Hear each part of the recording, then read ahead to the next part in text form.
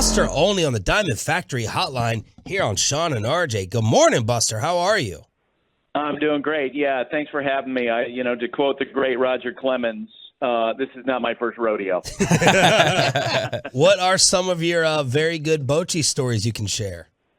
Yeah, so I met Boch when I was covering the Padres about 30 years ago for the San Diego Union Tribune, and I actually played in a rec league basketball on a rec league basketball team with Boch. Wow. And some of the other Padres. And you look at it, Boch, and of course, when he ambles out to make pitching changes, he's 6'3", he's got the huge head that's size 8, and you think his game is all rebounding. He's got like a nice 12 to 15-foot jump shot. Oh, and it totally surprised me. But like he's getting the ball up by the free throw line and nailing it down. And I mentioned that one on San Francisco radio, and he kind of growled at me the next day. He goes, "Yeah, just keep telling people that. Keep telling people that I got more to my game than just getting bored." He's a terrific manager. To me, it was a great addition, especially given the nature of the team that they have, where they've got a lot of veterans, and I think the veterans respond to Boch. What were you more surprised by, Buster, that Bochy took this job or that deGrom signed here? It's funny because I actually thought that both were very possible because I communicated with Boch quite a bit after he left the Giants.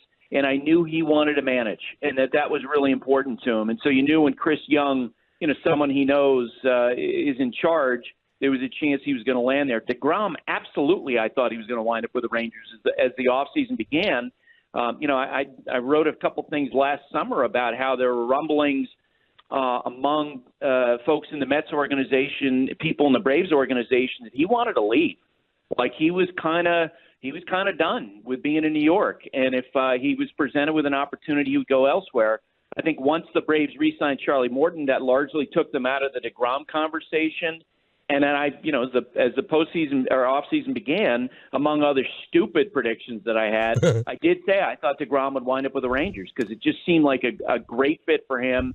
And obviously for the Rangers, who were trying to jumpstart the franchise, a great fit for them. But Bochy ran a dynasty, and where were the other offers? I mean, you had we're the home of the Rangers and everything, but it's like you had no other better options than this? No, he didn't. I thought at one point when the Padres managerial opening, developed that he might have a shot there because he had the history with them. But, he was passed over for them. He didn't get serious looks, I think, at other places. And it just comes down to the idea, for years, if you weren't, someone who was considered to be tied at the hip at the front office, if you weren't speaking the language of analytics, then you weren't getting a look. I really think that there's been a pendulum shift the last couple of years where, Jace Tingler goes to the San Diego Padres, and you guys saw, and I think Jace is a great baseball guy, but by the end of his time with the Padres, you had players griping about him constantly. And, they were, I think, making excuses and blaming him. And I think, we saw last year with Buck Showalter's success with the Mets, with Bob Melvin doing so well with the Padres, the conversation in front offices is much more about, it's good to have an experienced hand. It's good to have somebody who's got credibility in the eyes of the players, and Boch certainly starts this job with a lot of that. So this is obviously it's a credibility hire instantly. Yep. But we just saw, and his temperament's completely different. But is he not as removed from the game as say La Russa was, where he was completely out of his element at that point of his career? Yeah, I would agree with that. When Tony was rehired by the White Sox, people around the sport were shocked. They were not shocked here, and I know from my communication with Boch that he's been someone who's watching this very closely. I think he managed the team from France in the last WBC. He's wanted this opportunity, and I still say, and I should have mentioned when I talked about sort of the older managers having success. My God, Dusty Baker, going to the Astros, and they win the World Series with him. Boch, in his time as a manager, I think we can say this: he was the best person in running a bullpen of any manager that I've seen. Showalter probably was a close second. And so if you're, the Rangers and you're looking at how do we overcome this Mount Everest challenge in the American League West? You get the defending champions, you get the up-and-coming Mariners. The Angels, I think, are going to be better this year. They're going to have an excellent and efficient pitching staff, and I think Bochy is going to give them that. Talking with Buster Olney, ESPN Baseball Insider. Buster, when you look at, you referenced the deGrom signing and how he wanted out of New York. There was a little bit of discussion after deGrom signed here, a little bit of chatter in sort of the analyst circles that, well, this seems like another version of potentially like the A-Rod deal, where maybe the Rangers just ended out kind of bidding against themselves and throwing more money at it than anybody else. Do you think that it's more than just the contract factor for deGrom that he came here? Do you think he sees like, hey, there is a future here to build with the Rangers, or is this an instance where the Rangers bid against themselves? Well, I do think, and look, only deGrom's agent knows for sure exactly what he had in hand. I haven't heard anything higher than the Mets offer, which from what I understand was something in the range of like 3 years and $110 million. So the Rangers obviously blew that out of the water.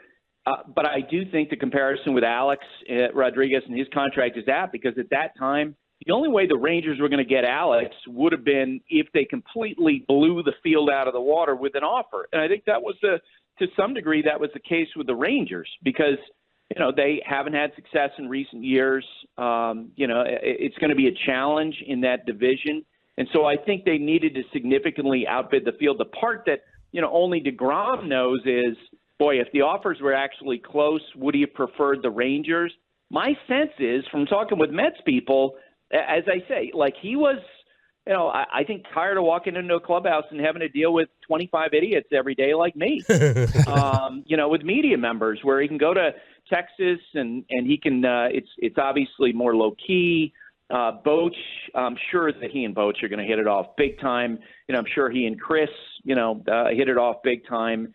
So I think the Rangers probably did blow everybody out of the water because they felt like they had to. But, I wonder if Texas was deGrom's preferred destination all along once the Braves are out of it. Do you think they are tapped on future spending? Or, because this is 2 off seasons in a row where they've spent a ton. Or do you think this is just the new norm for Texas, where they're going to be involved in these sorts of acquisitions every year? Yeah, my sense from what I understand, that what happened, and let's face it, I think of all 30 teams, the team that was affected most by the pandemic and the 2020 shutdown were the Rangers, because they opened up a new ballpark, and this was going to be their great unveiling. This was going to be their great opportunity to sort of restart the franchise, and they lost that.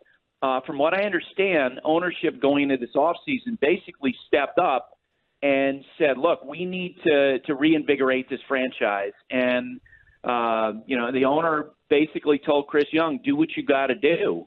And so we know that they spent big last winter with Seager and Simeon. They step up this winter. They build this pitching staff, which is, potentially could be great. I think there are a lot of injury concerns about it. And I think when ownership gets involved, you do tend to see, shifts back and forth, like a pendulum swinging. One year, the owners will get involved, they spend big, and if it doesn't go well, and there's a chance it won't go well, and if it doesn't go well, you can see the owners coming in and saying, you know what, I'm turning off the spigot. Is this a destination franchise now? Not yet. I think they have to win. I think that, if they have a good year, and I think there's a chance that they make the playoffs if Valdi stays healthy and Gray stays healthy. Obviously if deGrom, makes more starts than he did in the last 3 years. He had 38 starts in the last 3 seasons with the Mets. They probably need 25 to 30 out of him. If that all happens and they make the playoffs, then absolutely yes. I mean, all the players who live in the off season around, the DFW area. And so I do think if they climb, then that absolutely could become a team where people want to play. Buster Olney joining us here on 105.3 The Fan. Rangers will be against the Philadelphia Phillies April 2nd, Sunday Night Baseball. Buster will be on the KROD cast with that as well. Rule changes. Your favorite rule change that they are going to implement this year? I love the pitch clock. And it's interesting, what's the conversation we're getting from the Player Association about the pitch clock absolutely reminds me of where we were on steroids in 2002, 2003, where, last summer the Players Association, voted, the executive board voted unanimously against these rule changes. And then you talk to individual players, guys, they're excited about it. Vinny Pasquantino, the rookie for the second-year player for the Royals, I had him on my podcast last week. He was talking about how much he loved playing with this. Carlos Correa told me last week the young players are telling him, you're going to love this. The other day I talked to Paul Goldschmidt of the Cardinals. He felt the same way.